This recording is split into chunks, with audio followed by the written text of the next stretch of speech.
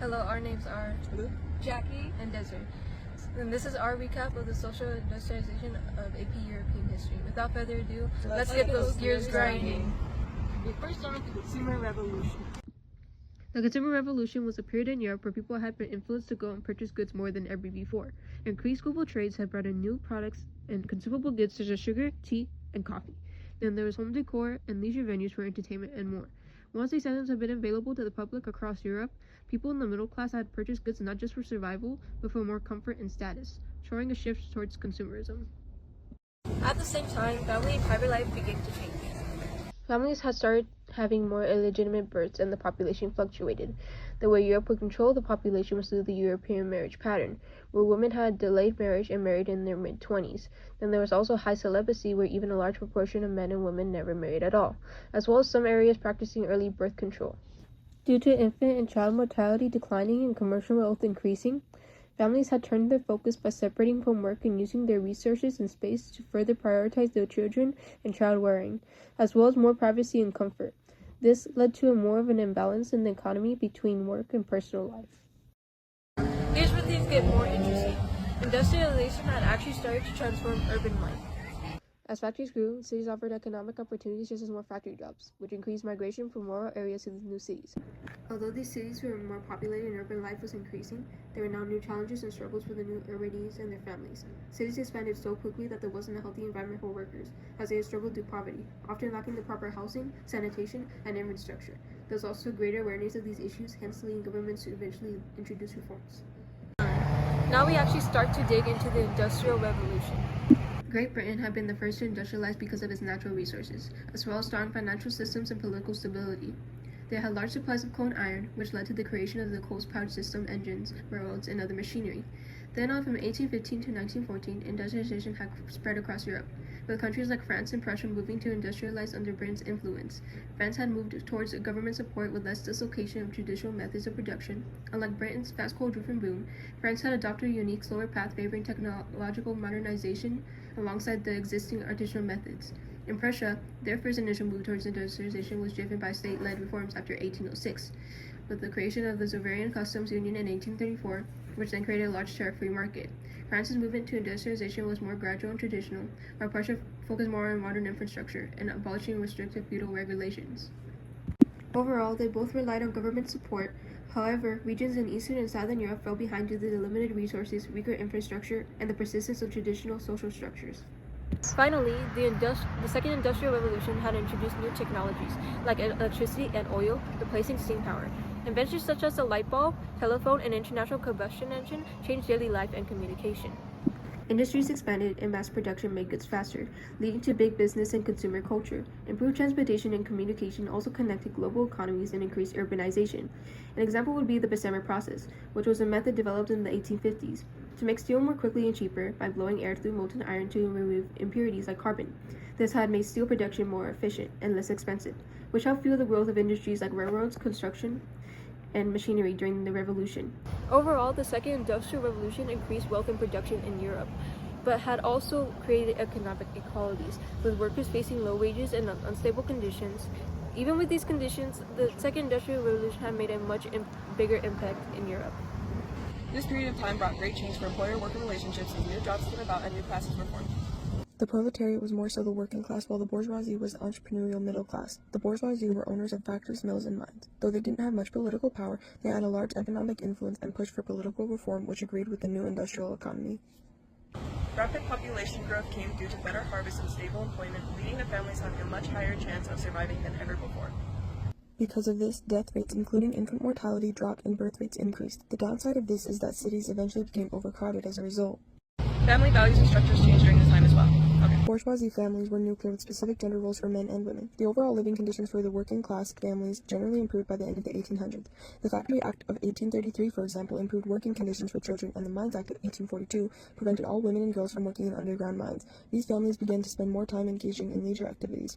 After the Second Industrial Revolution, shopping would become more popular with mass marketing, advertising, and department stores. Industrialization created the need for new transportation in order to help people travel and to ship materials or goods. This led to the creation of new railways, roads, and canals. Because of this, mobility was expanded and the economy was driven forward. The Because of the drastic social and economic changes brought by industrialization, it grew harder and harder for the working class to stay afloat, resulting in debts, land shortages, and famines. The Hungry 40s was a period during the 1840s in which there was widespread famine, social unrest, and economic hardship. The famines during this time were caused by poor harvests all across Europe. Economic struggles brought protests and uprisings throughout the continent, which demanded lower food prices and political reforms to aid the lower classes. During the Industrial Revolution, new ideologies had emerged that changed and reshaped society. There was first liberalism, which was influenced by Jeremy Bentham, who was an English philosopher, jurist, and social reformer.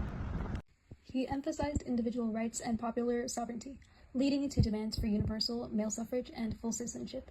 Then, in response, conservatives supported traditional structures and stability, with leaders like Clemens von Metternich, who thought strongly of human nature and its imperfections, argued that political change should be limited and tightly controlled to not change completely, such as in a revolution. At the same time, socialists had called for a fair distribution of wealth, while anarchists like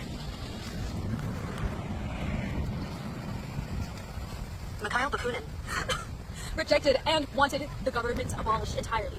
Then, nationalists prompted loyalty to one's nations and had influenced political unification. Though it had reached conflicts such as encouraging racism and anti-Semitism. Lastly, Zionism, which was the term for Jewish nationalism, having been mainly led by Theodor Herzl. He argued that the Jewish people needed their own territory, as he thought this would be the only way to live as one nation without being discriminated against just for their religion. As industrialization continued to create new social and economic reforms, governments had expanded their roles to respond to the issues and these reforms caused. Moving away from laissez-faire policies, they adopted more interventionist ideas to improve and better society. Though over time, the government's attempt to fix these issues had only gotten worse as cities became overly crowded and unhealthy due to modernizing infrastructure. They had to establish modern police forces, reforming prisons, and maintaining the regulation of public health. This was done by creating better water systems and parks, as well as governments promoting public education to obtain public order, bettering economic development. At the same time, political movements and social organizations had developed in response to these challenges. An example of this would be the Russian Social Democratic Party, aka the RSDLP. This was a socialist political party founded in 1898 in Minsk, a Russian empire, which mainly emerged from a Marxist group under Tsars, which was an absolute monarchy, representing with dedication to overthrowing the autocracy and the establishment of a socialist state based on the revolutionary leadership of the Russian proletariat, a social wage earning class. Now we move on to the final events, which are feminists and the non-governmental reform movements. During this time, feminist movements had emerged to fight for women's rights and equality. Activists such as Flora Tristan, who was a French feminist and socialist writer, had published for legal, economic, and political equality, along with better working conditions for women.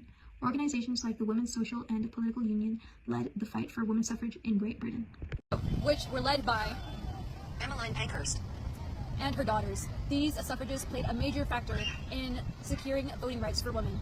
And last but not least, non-governmental reform movements had also taken their place. They had worked to address major social issues. One key example would be abolitionism in the UK, which was a movement in the late 18th and early 19th centuries to end the practice of slavery. Whether or not it was formal in the UK, British Empire, and the rest of the world in the Atlantic slave trade, it had spanned over a century and involved wide-ranged activists, religious groups, and more.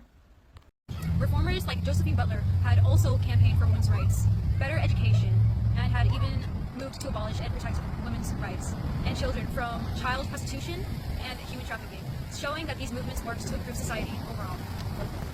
Industrialization had changed and modernized Europe, while progressively building a society where economic growth had increased modernization and advanced machinery.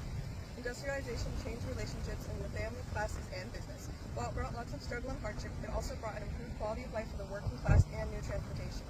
Industrialization had also effectively changed and reformed society in many ways. People learned to overcome economic conflicts that industrialization had resulted in, that has changed Europe overall. That was the end of our recap. Thank you for watching! Economic struggles brought protests and uprisings throughout the continent, which... Wait, let's do this. You can go! At the same time, which were led by Emmeline Pankhurst and her daughters. These